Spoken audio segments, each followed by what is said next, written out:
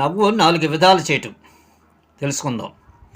నవ్వు అన్ని సమయాల్లో ముఖానికి అందము, మనసుకు ఆహ్లాదము కలిగించవు. నవ్వుల వల్ల కలిగిన ఎన్నో అనర్థాల గురించి మనం తెలుసుకుందాం. సీతా కళ్యాణ సమయంలో సీతారాములను ఆశీర్వదించడానికి శివపార్వతులు కూడా విచ్చేశారు. సీతాదేవిని తనకు పెళ్లి కానుకగా ఏమి కావాలో కోరుకోమన్నాడు పరమేశ్వరుడు. సీత దీర్ఘదృష్టితో తనకు భవిష్యత్తులో ఏది ప్రయోజనకరమో త్రికాలజ్ఞుడైన త్రినేత్రికే బాగా తెలుసునని, అటువంటి దానినే తనకు కానుకగా ఇవ్వమని కోరింది. పరమశివుడు ఆలోచించాడు.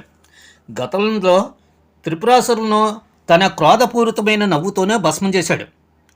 అటువంటి నవ్వును సమయానుకూలంగా ఉపయోగించుకోమని సీతాదేవికి కానుకగా ఇచ్చాడు. ఆ నవ్వును సీతాదేవి తన మనసులో భద్రంగా పదిలపరుచుకున్నది. రావణాసురు నుంచే లంకలోని అశోకవనంలో చెరపట్టబడి ఉన్నప్పుడు సీతాదేవిని చూడడానికి హనుమంతుడు వచ్చాడు. మాటల సందర్భంలో రావణుని పట్ల గల కసిని క్రోధపూరితమైన నవ్వుగా వెళ్ళగక్కింది. అది చూసిన హనుమంతుడు ఆవేశం చెందాడు. లంకాదహనం చేశాడు. నిజానికి ఆనాటి లంకాదహనం జరిగింది హనుమంతుని వల్ల కాదు. పరమేశ్వరుడు కానుకగా ఇచ్చిన నవ్వును సీతాదేవి ఈ సందర్భంలో ఉపయోగించుకున్నది. మహాసాధ్వి అయిన సీతాదేవి రౌద్రం వలన కలిగిన నవ్వుల వలనే లంక దహించబడిందని ఒక రామాయణ గ్రంథ వివరణ తెలుపుతుంది. అలాగే రామాయణంలో జరిగిన మరో సంఘటన వివరిస్తారు. రావణ సంహారం అనంతరం అయోధ్యలో శ్రీరామ పట్టాభిషేకం మహావైభవంగా సాగింది. శ్రీరాముడు తనకు సహాయం చేసిన వానర ప్రముఖులతో సహా అందరినీ సత్కరించి సంతోషపరుస్తున్నాడు. ఆ సమయంలో పక్కనే ఉన్న లక్ష్మణుడు ఉన్నట్టుండి పకాలను నవ్వాడు. లక్ష్మణస్వామి ఎందుకు నవ్వాడో ఎవరికీ అర్థం కాలేదు.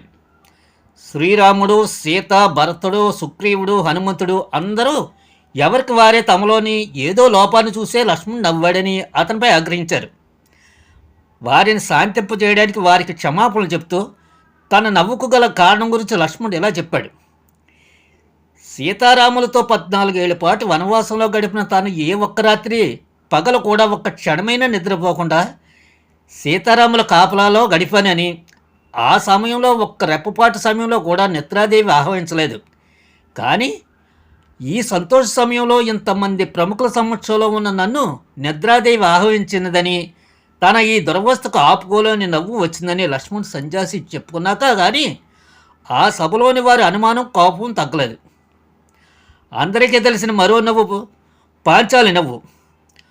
మహాభారతంలో మైసభ ఘట్టంలో దుర్యోధన చూసి ద్రౌపది నవ్విన నవ్వుల వలన ఎన్ని అనర్థాలు, ఎన్ని దుష్ప్రమాణాలు, ఎన్ని ఘాతకాలు, ఎంతటి మహాసంగ్రామం జరిగి కురువంశం నాశనమైపోయిందో అందరికీ తెలిసిందే.